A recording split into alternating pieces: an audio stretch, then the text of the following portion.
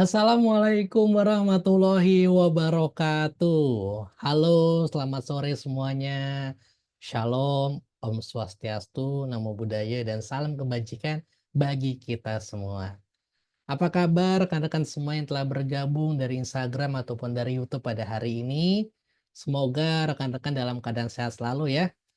Dan bagi yang menunaikan ibadah puasa, gimana puasanya? Masih lancar? Semoga seluruh amal ibadahnya dilancarkan teman-teman yang menunaikan ibadah puasa pada hari ini. Serta saya ucapkan selamat datang pada rekan-rekan semua dalam program spesial Ramadan dari Tentang MC Academy, yaitu di program MC Talk Series. Tanya-tanya semuanya seputar tentang MC.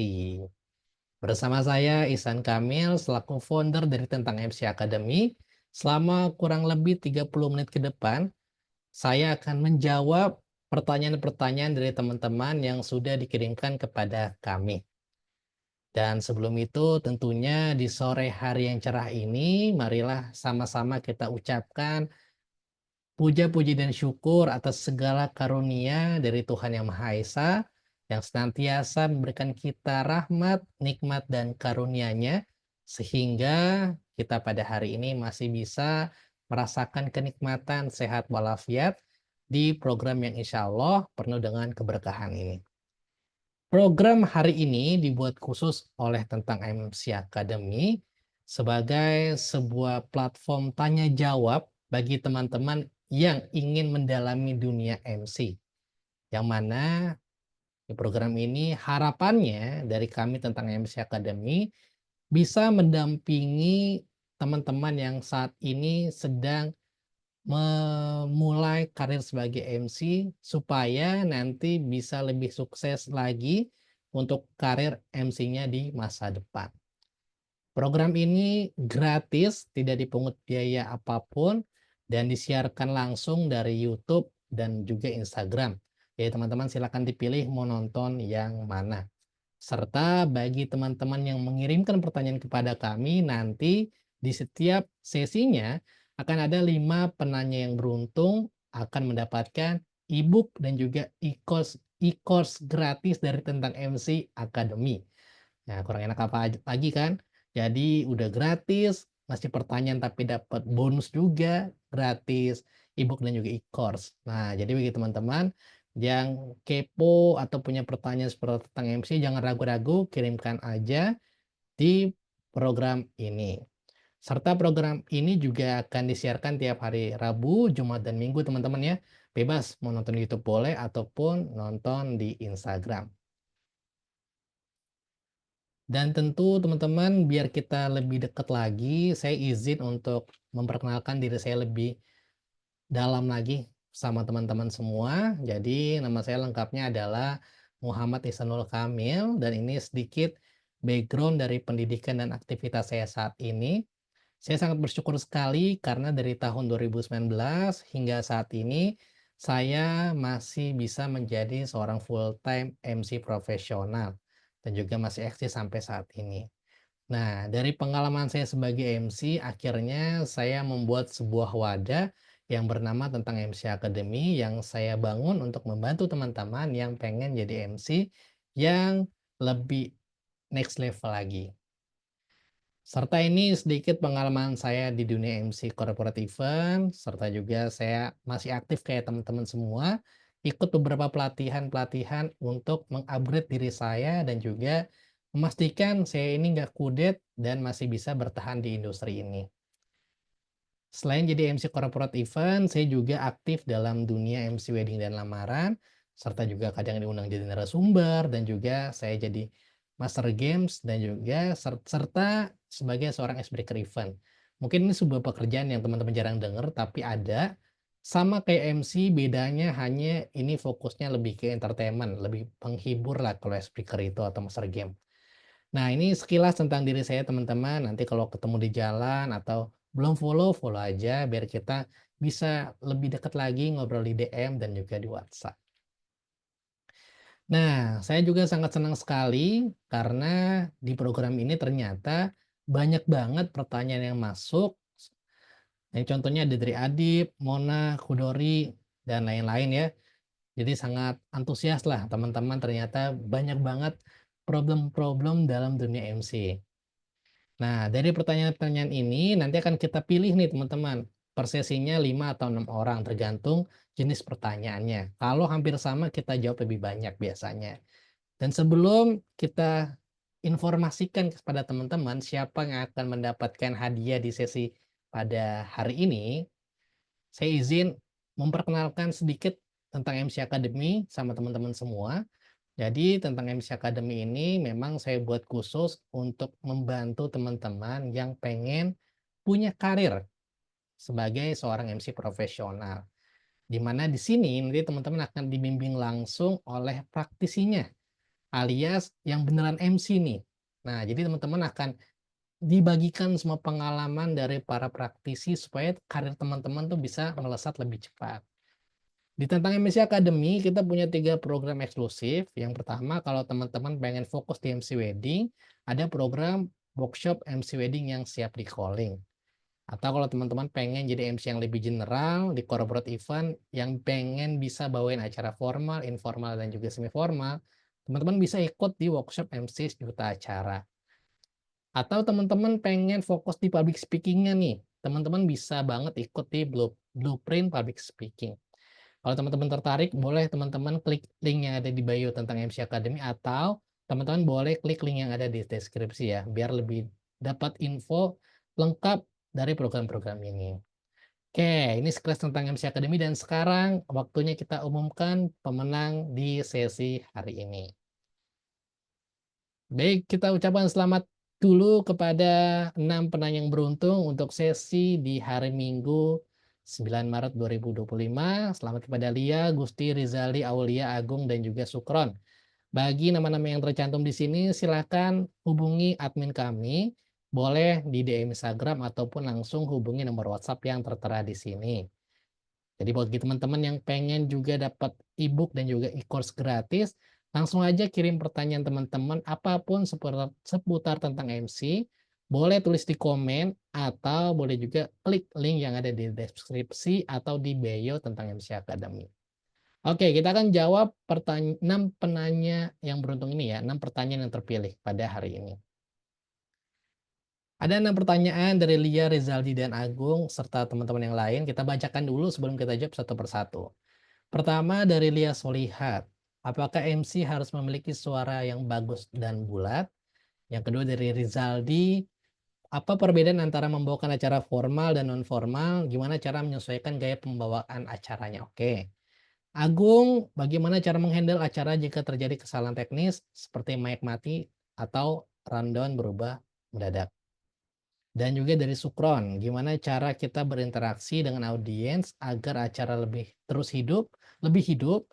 Lalu gimana cara mengatasi kesalahannya hampir sama kayak Agung ya. Lalu ada dari Gusti Rido, gimana cara mendapatkan klien pertama sebagai MC jika belum punya banyak pengalaman? Tenang, sabar. Nanti saya bocorkan rahasianya. Dan terakhir dari Aulia, masih bingung saat opening dan closing harus ngomong apa. Oke, makasih teman-teman. Dan untuk pertanyaan yang saya kasih warna selain hitam, ini akan kita jawab secara bersamaan karena pertanyaannya tuh berkesinambungan. Oke, jadi kita akan jawab satu-satu dari Lia terlebih dahulu. Pertanyaan Lia, apakah MC harus memiliki suara yang bagus dan bulat? Ini ada 2 elemen ya, bagus dan bulat. Sebelum saya jawab itu, saya mau kasih tahu dulu sama teman-teman yang join pada hari ini, bahwa sebagai seorang MC, kita harus paham dulu nih, sebelum ngomongin suara, sebenarnya tugas MC itu ngapain sih? Oke, ada 3 tugas utama penting bagi seorang MC profesional versi saya. Yang pertama adalah dia harus bisa memandu acara. Yang kedua menghidupkan suasana, dan yang ketiga adalah memastikan acara berjalan dengan lancar. Nah, kalau dari pertanyaan Lia, itu adalah fokusnya ke memandu acara karena berhubungan dengan suara. Kalau pertanyaannya MC harus punya suara bagus, jawabannya iya.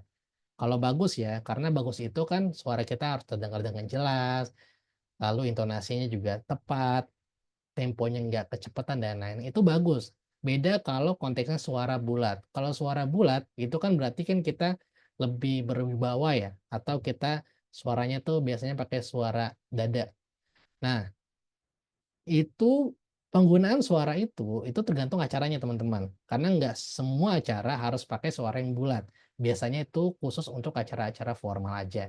Nah, balik lagi ke teman-teman nih, teman-teman mau masuk ke event yang mana? Event formal, semi formal, atau informal? Nanti disesuaikan. Yang penting selain suara bagus, kita harus tahu teknik membawakan acaranya, seperti pertanyaan dari Rizaldi Afif. Oke, kita bahas satu-satu. Nah, kalau pengen bikin suara bagus, itu ada ilmunya, ada tekniknya. Di mana ada namanya teknik vokal. Di teknik vokal ini ada beberapa elemen, teman-teman.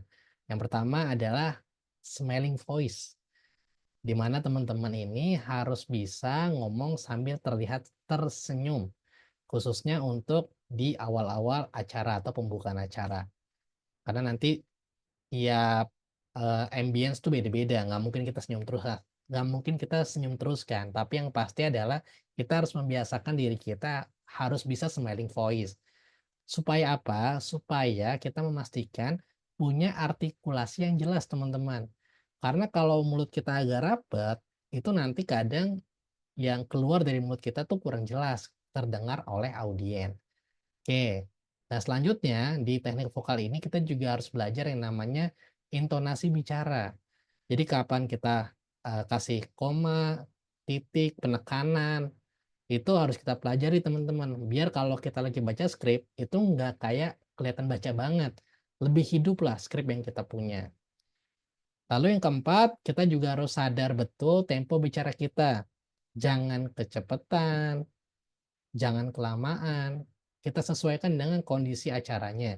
Nanti ada teknik-tekniknya nih terkait tempo bicara di masing-masing event karena beda-beda.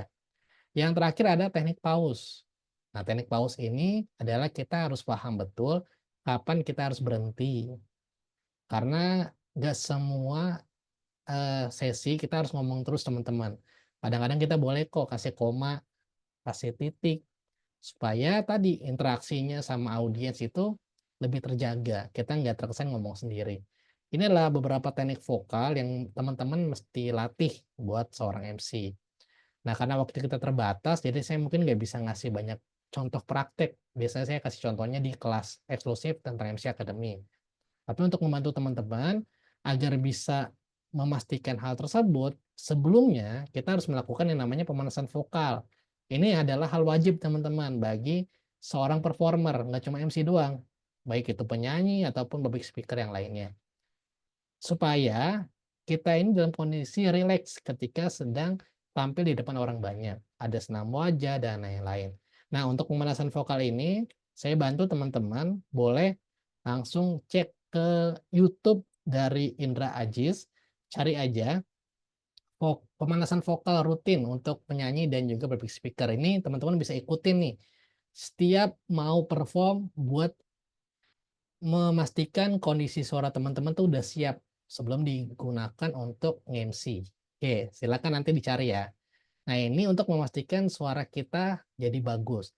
Kalau bulat itu ada latihan tersendirinya. Oke. Nah, selanjutnya kalau kita coba kaitkan dengan pertanyaan dari Rizaldi, gimana cara membawakan acara formal dan juga informal?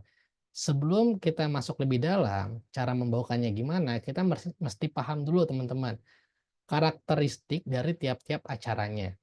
Nah, kalau acara yang formal biasanya ada 3 poin ini yang mesti kita pahami. Yang pertama biasanya acara formal tuh lebih hikmat atau suasana yang lebih serius. Yang kedua, tata bahasanya biasanya lebih baku dan teratur. Biasanya udah diatur tuh di skrip ya. Yang ketiga adalah cenderung satu arah. Maksudnya adalah tidak terlalu banyak interaksi. Jadi benar-benar kita fokus membacakan skrip dan memandu per sesi-sesi acaranya aja. Oke? Terus gimana cara bawainnya, Mas Ihsan? Asik. Jadi cara membawakannya ini sedikit tips aja buat teman-teman. Jadi kalau teman-teman dapat kesempatan untuk membawakan acara yang formal, yang mesti teman-teman pastikan adalah pertama, kita harus lebih memaksimalkan tone suara rendah atau suara yang lebih berat. Contoh misalnya nih pakai suara dada ya. Assalamualaikum warahmatullahi wabarakatuh. Temponya diperlambat. Shalom, Om Swastiastu, Namo Buddhaya dan salam kebajikan bagi kita semua. Selamat pagi, Bapak, Ibu, dan tamu undangan yang berbahagia. Oke, temponya diperlambat, tune-nya pakai tune suara rendah atau suara yang lebih berat. Lalu juga kita harus sadar nih dalam menggunakan intonasi. Intonasinya adalah biasanya penekanan dengan nada rendah, teman-teman, bukan pakai nada tinggi. Serta ingat di acara yang formal biasanya itu kalau bisa tanpa interaksi dan improvisasi, udah ikutin aja alurnya. Oke, ini biasanya seperti itu. Tapi baik lagi, namanya MC fleksibel, kita harus lihat kondisi di lapangannya, perlu interaksi atau enggak. Oke? Nah, ini sedikit tips buat acara yang formal. Selanjutnya, selain aja ada acara yang formal, kita juga harus paham tentang karakteristik acara yang informal, teman-teman. Untuk acara informal biasanya ada 3 poin ini. Yang pertama, kata kuncinya adalah seru, meriah, dan menyenangkan. Yang kedua, tata bahasanya lebih fleksibel selama sopan, jadi nggak kaku-kaku banget. Yang terakhir adalah cenderung lebih banyak interaksi sama audiens, karena kita butuh membangun suasana dengan audiens yang hadir di acara tersebut. Untuk cara membawakannya, ini sedikit tips juga bagi teman-teman yang mungkin belum tahu. Biasanya tuh untuk acara informal, kita cenderung pakai vokal dengan tone suara yang tinggi, tapi menyesuaikan. Dan juga pace atau temponya lebih cepat. Contoh, selamat pagi, pagi, pagi, pagi. Halo, apa kabar semuanya? Sehat-sehat ya pada hari ini. Di sini saya mau dengar dulu dong semangatnya. Mana semangatnya dari grup A? Tepuk tangan dong. Nah, jadi temponya cepat, nadanya tinggi tuh. Kita kasih energi, kasih suara vokal kita yang penuh dengan energik, teman-teman. Supaya apa sih kayak gitu, Mas Ihsan? Supaya audien itu ambience-nya tetap terjaga, teman-teman. Ingat kata kuncinya tadi ada apa? Seru, meriah, dan menyenangkan. Nah, selanjutnya kita juga harus pandai berimprovisasi. Kenapa? Karena biasanya acara informal skripnya tuh dikit. Lebihnya kita lebih banyak improvisasi biasanya. Terus lebih cenderung banyak interaksi dengan audiens serta pakai gaya bahasa yang lebih friendly. Jadi kayak ngobrol aja gitu, teman-teman, nggak usah terlalu baku. Itu boleh kalau acara informal. Oke, selanjutnya adalah karakteristik acara semi formal. Simpelnya yang pertama adalah perpaduan antara informal dan juga formal. Ini canda tipu, sorry teman-teman ya. Lalu kata kuncinya serius tapi santai. Serta tata bahasanya biasanya lebih fleksibel selama sopan dan mengikuti susunan dan kebutuhan acaranya. Jadi tergantung rundown-nya teman-teman ya. Serta berinteraksi secukupnya aja menyesuaikan dengan kebutuhan. Jangan terlalu banyak interaksi seperti acara informal. Nah, cara bawain acara semi formal tuh paling enak sebenarnya teman-teman, karena kan di tengah-tengah nih. Nah, kalau lagi formal, kalau kita bisa pakai suara yang rendah, pakai suara rendah dulu untuk sesi formalnya. Nah, kalau udah selesai sesi formalnya, udah kita pakai yang lebih santai. Jadi pembawaan yang senyaman mungkin, tone-nya juga disesuaikan, kapan pakai tone yang suara rendah, kapan tinggi, dan pace atau temponya ngikutin susunan acara, teman-teman. Kalau lagi serius ya diperlambat, kalau perlu dibangkitkan semangatnya, boleh dipercepat. Interaksi dan improvisasi secukupnya. Ingat ada notnya di bawah ya, tempo dan tone suara pasti variatif. Jadi ini tips aja buat gambaran teman-teman lah, biar tahu poin-poin yang mesti dicatat tuh apa aja. Oke, ini gambaran jawaban dari Lia dan juga Rizaldi. Yang pertama ya, itu untuk Lia dan juga Rizaldi. Oke, selanjutnya kita akan menjawab pertanyaan Sukron dan juga Ali Akbar terkait cara berinteraksi dengan audiens dan juga cara menghandle kondisi yang tidak terduga sebagai MC. Kita jawab dulu cara membangun interaksi dengan audiens. Jadi kalau pengen bisa lebih dekat dengan audiens, teman-teman harus ikuti 3 tips ini, teman-teman. Mau nggak mau, suka nggak suka. Yang pertama adalah sebelum kita membangun koneksi dengan audiens, kita mesti tahu dulu siapa sih audiens kita, sukunya suku apa, usianya berapa, range-nya, serta latar pendidikannya tuh apa rata-rata. dan kita bisa ngebaca nih dari karakternya tuh kayak gimana. Cari informasi sebanyak mungkin yang teman-teman bisa tahu, supaya teman-teman nanti bisa menyesuaikan nih gaya bahasa teman-teman ke audiens teman-teman. Ini dipastiin dulu sebelum tampil teman-teman. Langkah kedua, cara untuk bisa membangun koneksi dengan audiens, pastikan teman-teman tuh di awal perjumpaan udah bisa bikin audiens itu suka sama teman-teman. Menarik lah kelihatannya, first impression-nya lah. Nah, caranya gimana? Caranya yang pertama, pastikan teman-teman menggunakan pakaian yang baik, bener dan sopan sesuai dengan acaranya. Oke, biar kita enak dilihat. Yang kedua ini, yang poin paling penting, tundukkan audiens dengan senyuman. Jadi ketika kita masuk ke stage, pastikan wajah kita wajah yang menyenangkan. Senyum dulu, kasih ke audiens, baru kita salam. Dan yang ketiga, jangan takut untuk melakukan eye contact teman-teman. Jadi tataplah mata audiens. Karena kalau pengen interaksi mau nggak mau, kita harus cari nih siapa yang kita mau ajak interaksi. Oke, selanjutnya juga jangan takut memberikan smooth ice breaking. Ini bisa berupa pujian, sapaan kayak halo, apa kabar, dan lain-lain. Serta juga menggunakan gaya komunikasi yang komunikatif. Jadi kayak ngobrol teman-teman. Itu adalah poin-poin yang sangat penting untuk bikin audiens itu suka sama kita. Nah, gimana caranya kita pakai gaya komunikasi yang komunikatif sama audiens? Kita pakai cara yang ketiga. Teman-teman bisa pakai rumus ask the right question. Jadi teman-teman kasih pertanyaan yang mudah dijawab dan diberikan respon dengan tepat oleh audiens. Contoh, kayak apa kabar? Itu kan teman-teman, audiens kan bakal jawab tuh baik. Jadi kasih pertanyaan-pertanyaan yang gampang dijawab. Siapa yang di sini, misalnya kita acara Ramadan ya, siapa yang di sini yang puasanya full? Siapa yang udah dapat THR? Dan lain-lain. Jadi kasih pertanyaan yang bisa dengan cepat dijawab sama audiens, teman-teman, untuk membangun koneksi. Itu sedikit tips nih, karena ini yang selalu saya lakukan ketika saya nge-MC. Oke, dan selanjutnya pertanyaan tadi dari Agung dan Sukron, ini gimana cara menghandle kalau ada sesuatu yang tidak terduga? Pertama adalah kita pahami dulu nih teman-teman, masalahnya tuh apa? Masalahnya ini masalah dari diri kita atau di luar dari diri kita. Nah, contoh kalau yang di luar dari diri kita adalah mic mati, mati lampu, apalagi, tamu undangan datangnya telat dan lain-lain. Atau yang berhubungan sama kita. Contoh misalnya berhubungan sama kita tuh, kita gugup kah, atau kita salah kostum kah, dan lain-lain. Nah, kita akan fokus dari masalah yang di luar dari diri kita ya, yang memang itu kita nggak pengen itu terjadi. Yang pertama, kalau itu terjadi dari luar diri kita, pastikan kita tenang dulu teman-teman. Jangan panik, karena MC adalah wajahnya acara, jangan sampai audien itu ngelihat kita panik dan tahu kalau ada masalah. Contoh kalau misalnya mic mati nih, kayak pertanyaannya Agung, yang harus kita lakukan adalah kita harus ngelihat ke tim soundman atau yang bertanggung jawab menghandle, sound system, biar dia tahu kalau kondisi mic-nya mati.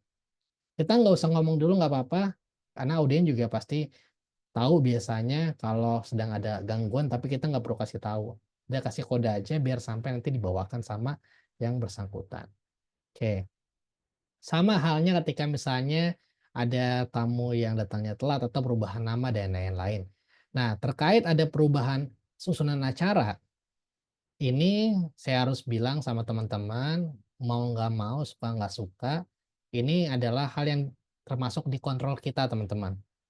Jadi ketika ada perubahan acara kan biasanya kan hanya pergantian nama, lalu perpindahan acara yang nomor 5 jadi nomor 1 misalnya. Nah, itu adalah kondisi yang bisa kita handle. Jadi pastikan teman-teman membiasakan diri untuk adaptif.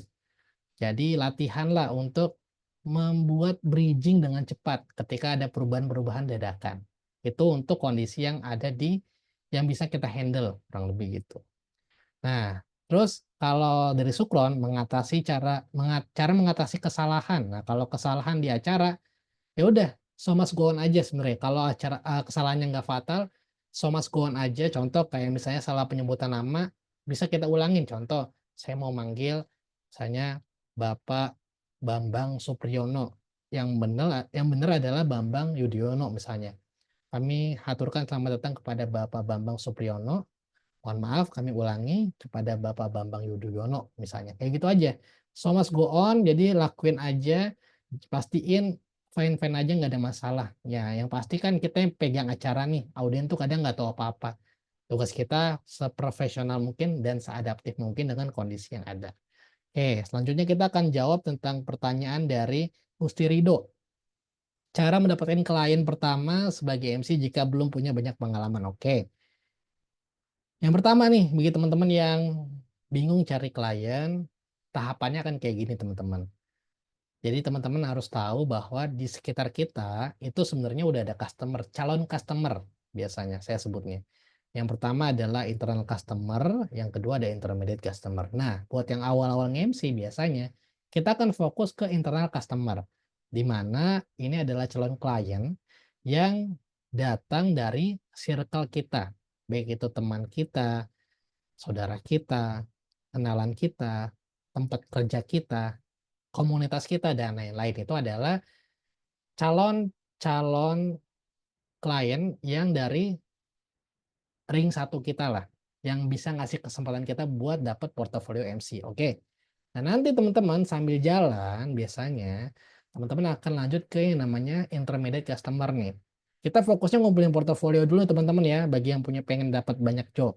Nah, intermediate customer adalah di mana orang-orang yang teman-teman bantu dari internal customer teman-teman itu merekomendasikan jasa atau kemampuan MC teman-teman ke ruang lingkup mereka, ke circle mereka.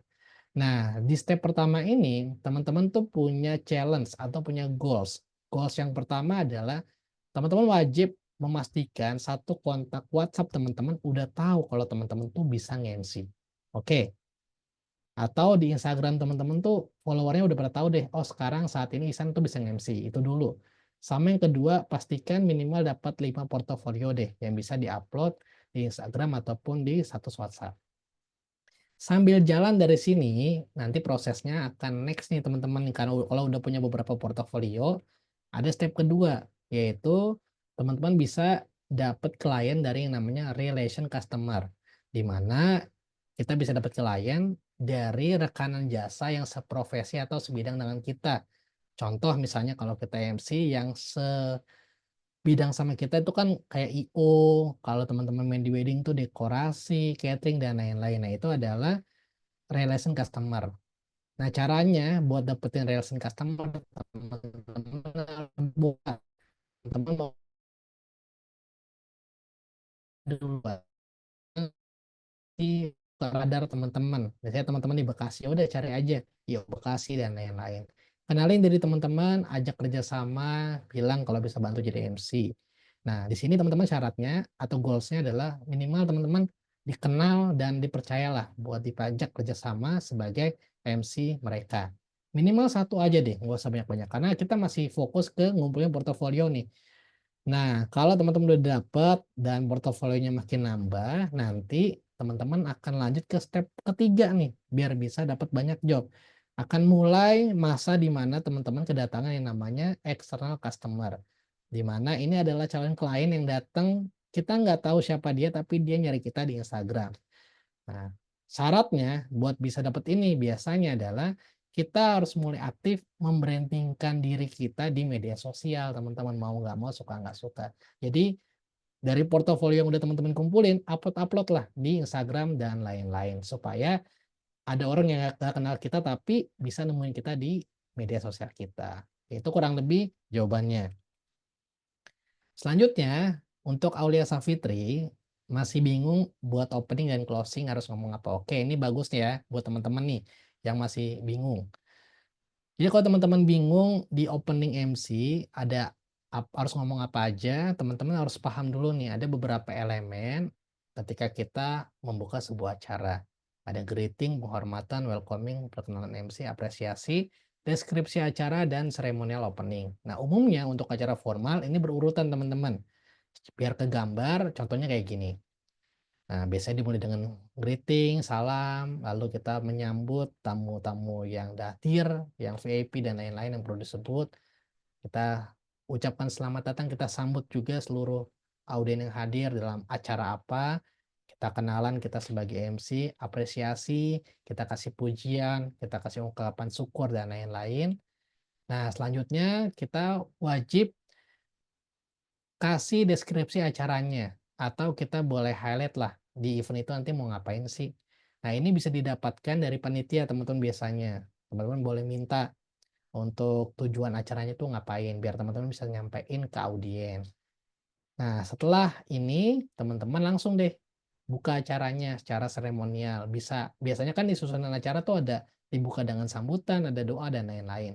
Itu disesuaikan dengan susunan acaranya. Ini gambaran aja. Nah, tapi kalau untuk acara yang informal, elemennya sama, cuman ada tambahan di smooth ice breaking, tapi teman-teman boleh baca nih ada note di bawah, yaitu adalah tidak mesti berurutan. Jadi, bebas teman-teman mau masuknya dari mana.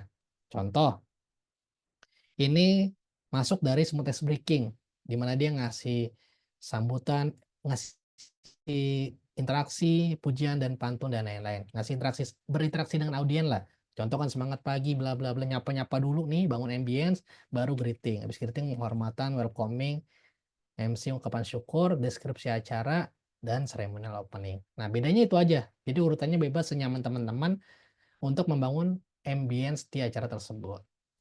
Nah, selanjutnya adalah di closing nih yang mesti teman-teman juga hafalkan sih harusnya ya. Di closing biasanya kita sebagai MC itu akan menyampaikan highlight event, apresiasi dan harapan, ungkapan terima kasih, informasi jika ada, dan permintaan maaf serta pamit undur diri.